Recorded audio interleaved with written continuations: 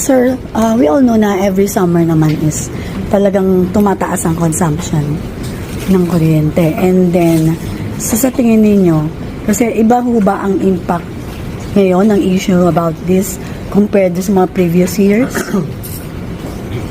Oo, kasi parang alam niyo yung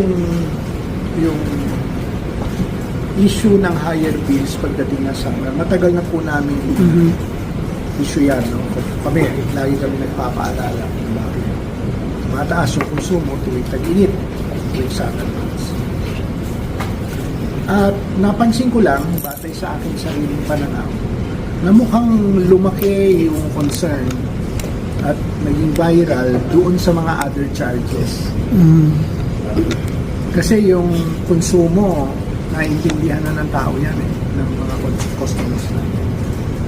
At yung mga actual na binabayaran nila, tulad ng generation, transmission, distribution.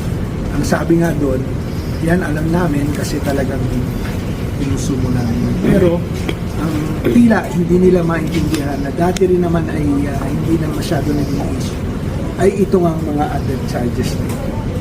Kaya nandito kami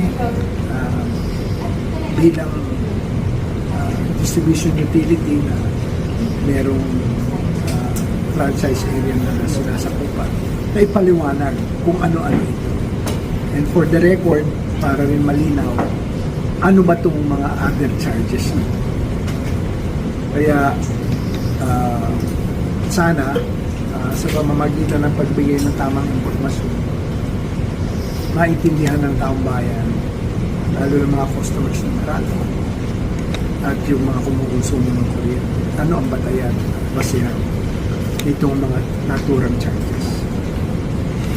Yep. Okay.